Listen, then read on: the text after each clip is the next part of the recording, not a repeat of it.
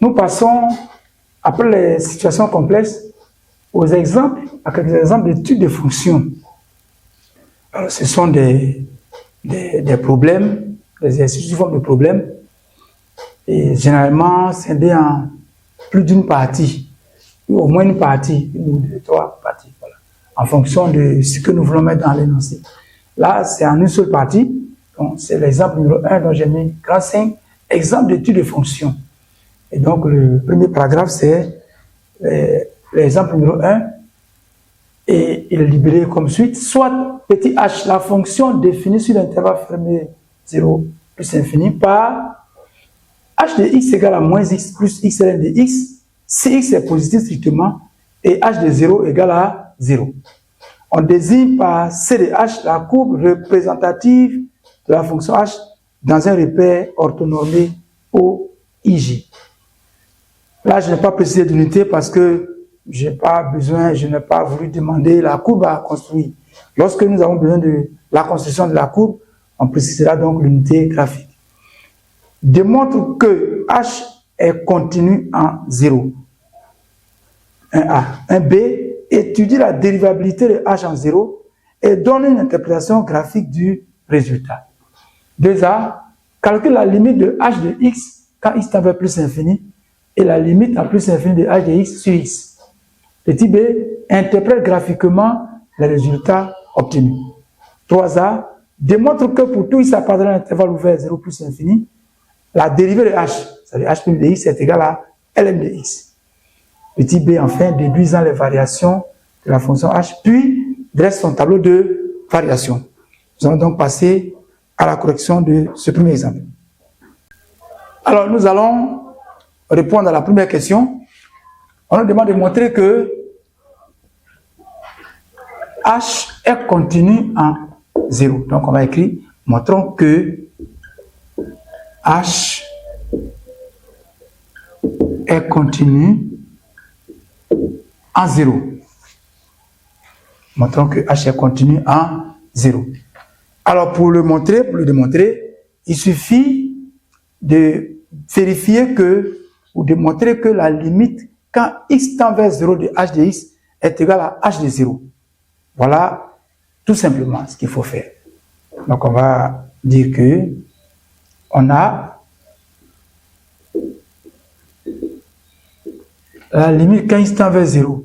Alors ici, comme la fonction h est définie à droite en 0, on va dire que la limite quand x tend vers 0 par valeur supérieure de h de x est égale à la limite quand x tend vers 0 par valeur supérieure de moins x plus x multiplié par ln de x.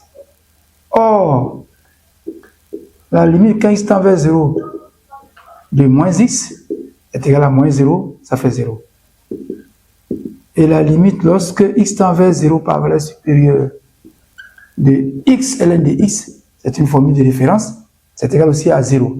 Ici, je n'ai pas mis par valeur supérieure parce que cette expression est définie à gauche, partout, à gauche et à droite en 0, donc il n'y a pas de souci. Donc,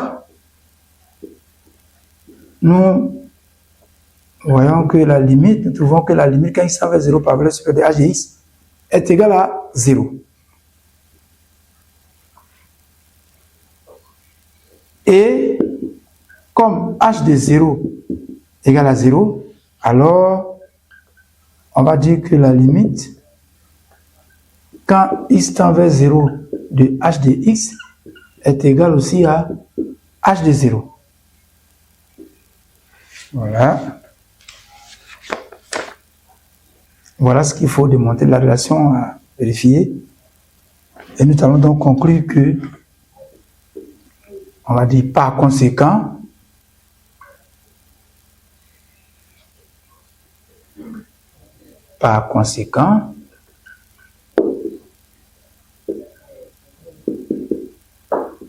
h est continu en 0. Donc, il fallait simplement vérifier que la limite, quand il tend vers 0 de h de x, égale aussi à h de 0. Voilà. Ce qui nous permet de conclure que h est continu en 0. Deuxième question petit b de la question numéro 1. Étudions la dérivabilité de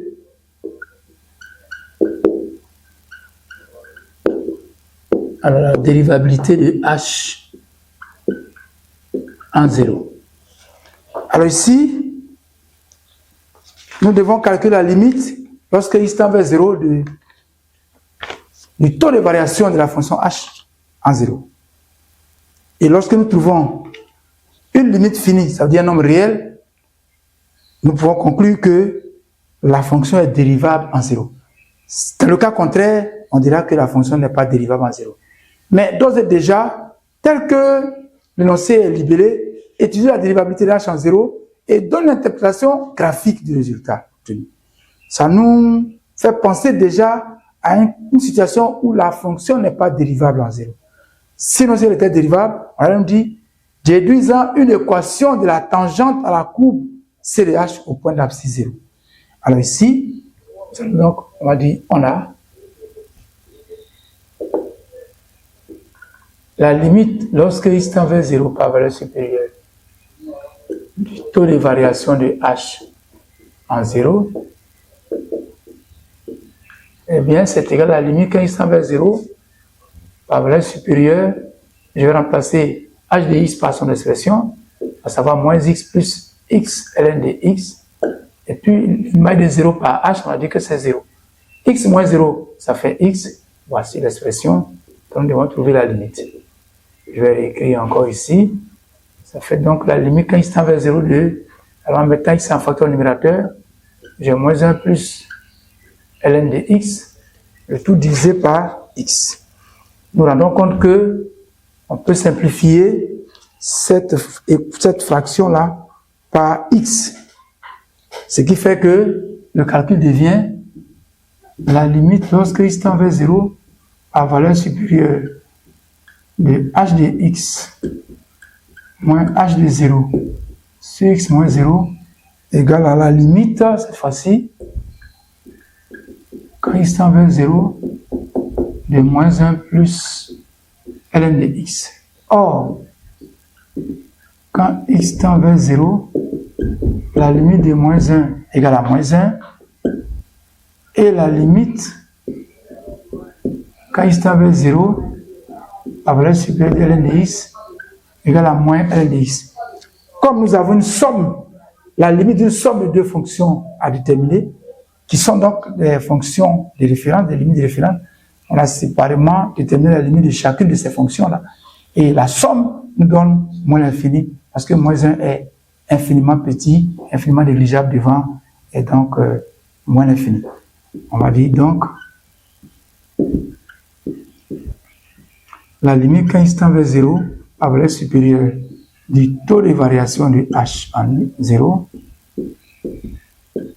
est égal à moins l'infini.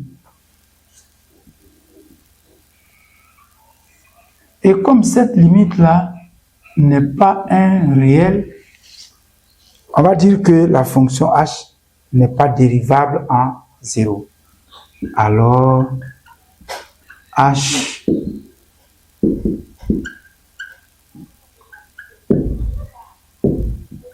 n'est pas dérivable en 0. Et à ce moment-là, il y a une interprétation graphique que nous allons faire. Voilà, comme c'est une question à deux volets, le premier volet c'est d'étudier la dérivabilité, c'est de dire oui ou non si la fonction est dérivable. Maintenant que nous avons fait ça, nous allons voir l'interprétation de ce résultat-là. Donc, je vais écrire interprétation graphique. Interprétation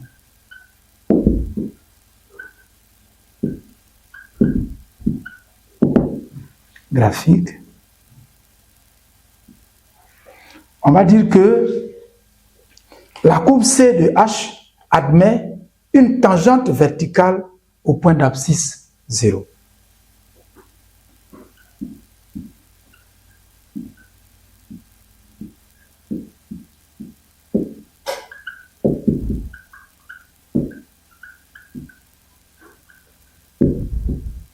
Une tangente verticale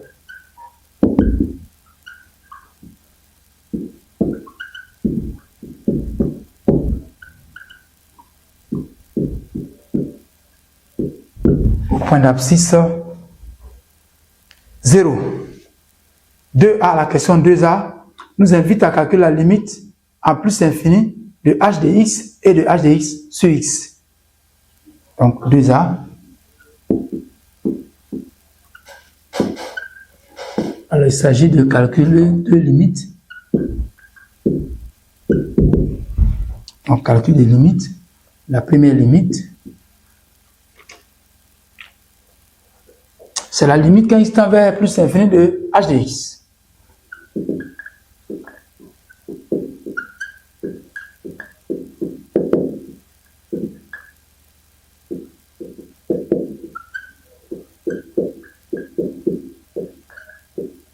Alors h de x, c'est moins x plus x ln de x. Quand x tend vers plus infini, il se trouve que le moins x, il tend vers moins l'infini, et x tend vers plus infini, ln de x tend vers plus infini, donc le produit de ces deux fonctions-là va tendre vers plus infini. Plus l'infini, plus moins l'infini, nous avons une forme indéterminée. Donc, je vais mettre x en facteur,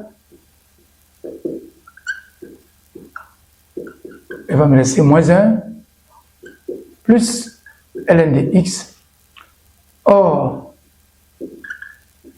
la limite en plus infini de x est égale à plus infini, et la limite, quand x tend vers plus infini, de moins 1 plus ln de x, ça nous donne plus infini parce que moins 1 reste égal à moins 1, pendant que ln de x tend vers plus infini. Donc, la somme de moins 1 et de ln de x va tendre vers plus infini.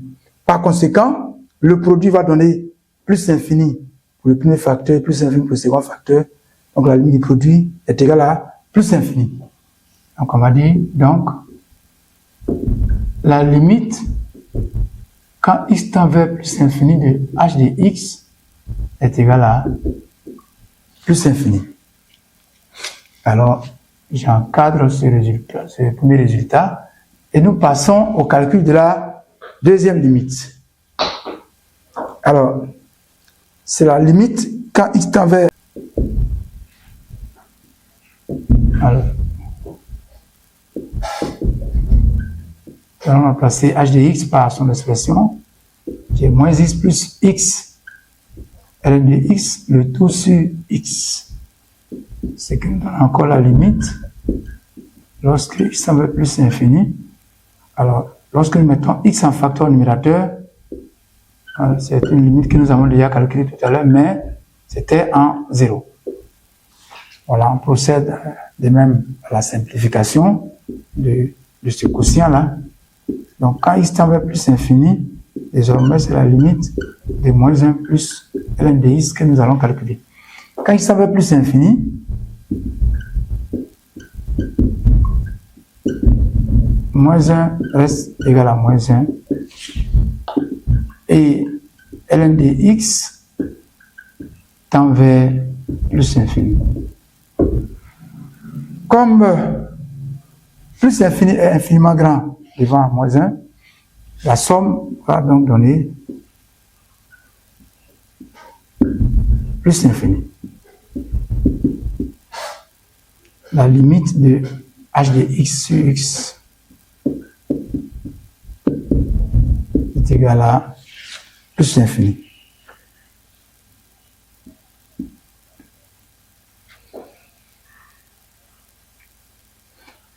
En interprétation, donc la question 2b maintenant.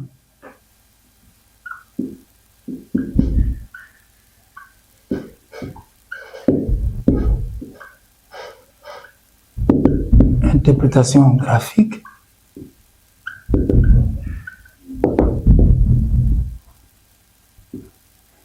On va dire que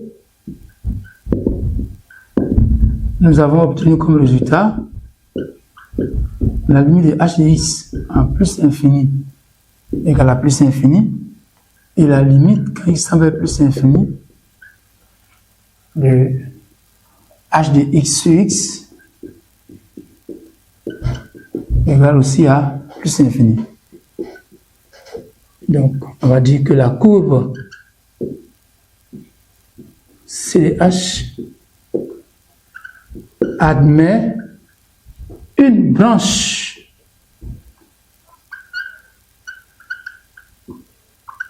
parabolique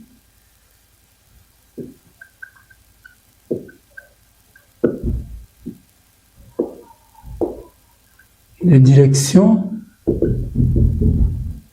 OJ A plus l'infini. Voilà pour ce qui est de la question numéro 2. C'était donc l'avant-dernière question.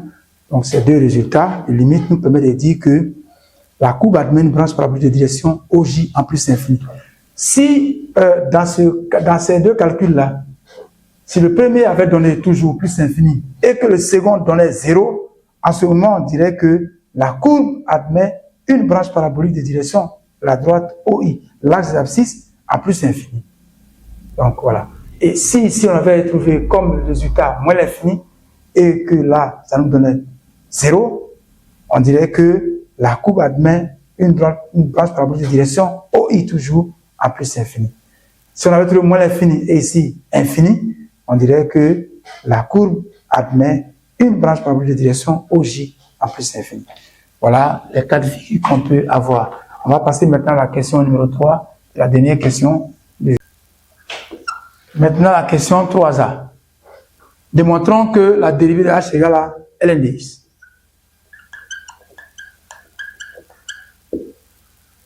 Démontrons que pour tout x supérieur strictement à 0, h' de x égale à ln de x. On dit que h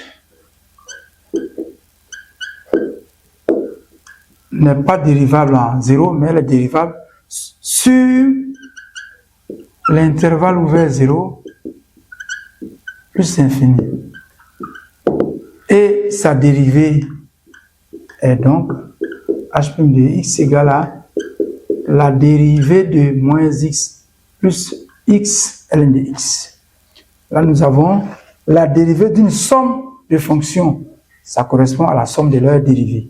Donc, ça va donner la dérivée de moins x plus la dérivée de x fois ln de x. La dérivée de moins x, c'est moins 1. La dérivée de x ln de x, on va utiliser la dérivée du produit u fois v, qui est u' fois v plus u fois v'. U ici est égal à x et v va être égal à ln de x. Donc, ça nous donne la dérivée de x. Donc, je peux écrire en détail la dérivée de x que multiplie ln de x plus x fois la dérivée de ln de x. Ce qui nous donne encore moins 1 plus la dérivée de x, ça fait 1. 1 multiplié par ln de x. Ici, ça nous fait x, la dérivée, x multiplié par la dérivée de ln de x, qui donne 1 sur x. Donc, ça fait encore moins 1 plus ln de x plus x fois 1 sur x, ça fait x sur x, ce qui donne encore plus 1. Moins 1 plus 1, ça fait 0. Et donc, finalement, on obtient que la dérivée de h est égale à ln de x. C'est ce que l'énoncé nous a demandé de démontrer. Donc, je peux écrire pour tout x appartenant, voilà, pour tout x appartenant à l'intervalle ouvert 0 plus infini. Et fort de cette dérivée, on nous demande de déduire les variations du h et de dresser son tableau de variations. Dans la question 3b, le premier volet, ce sont les variations de h. Alors, on va trouver d'abord le signe de la dérivée. Donc, dire que h' de x égale à 0. Cela veut dire que ln de x égale à 0. Autrement dit, ln de x égale à ln de 1, c'est-à-dire que x égale à 1. Donc, le 0 de la dérivée, il est unique, c'est 1. Alors, nous allons voir ensemble. Lorsque x est plus petit que 1 et plus grand que 0, nous savons que le ln de x est négatif. Donc, h' de x est aussi négatif. Et pour tout x appartenant à l'intervalle ouvert 1 plus l'infini, comme ln de x est positif, alors h' de x est aussi positif. Donc ici, on va parler des variations, on va dire, alors, h est strictement décroissante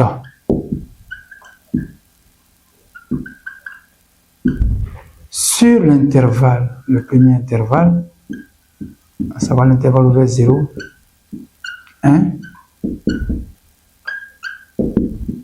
est strictement croissante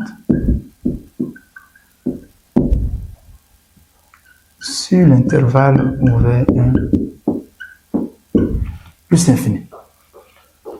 Nous allons dresser le tableau de variation.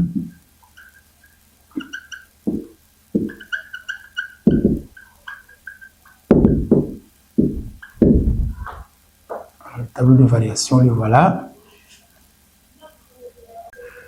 Un tableau à 3 lignes. La première ligne, c'est l'ensemble des définitions qui part de 0 à plus infini. Donc, la deuxième ligne, c'est la dérivée de h. Et la troisième ligne, ce sont les variations de h. Alors ici, on a trouvé que la dérivée du 0, le 0 de la dérivée, pardon, c'est 1. Et donc, je marque ce 0. Et comme la fonction n'est pas dérivable en 0, voilà, je vais assurer, mais elle est définie en 0. Donc, le tableau, la partie assurée se limite seulement sur à la ligne de la dérivée. La fonction est définie en 0. Et on a dit qu'à gauche de 1, la dérivée est négative et à droite, elle est positive. Ce qui fait que la fonction décroît. Voilà. Et ici, on a l'énoncé, c'est-à-dire que l'image de 0, c'est 0. Là, nous allons déterminer l'image de 1 par la fonction h. Et tout à l'heure, on a dit que la fonction tend vers plus infini en plus infini. Et lorsque nous calculons l'image de 0 par la fonction, on rend compte que l'image de 1, pardon, autant pour moi, l'image de 1, c'est donc moins 1 plus 1 fois ln de 1. Ça fait moins 1 plus 1 fois 0. Ça fait moins 1. Voilà. H de 1 égale à moins 1. Donc, je vais écrire ça. Et puis, voilà, je mets ça en relief. Voilà le tableau de variation de H comme il fallait le dresser. Merci beaucoup. Ceci met donc un terme à la correction de l'exercice numéro 1. Nous allons passer au second exemple. Merci beaucoup.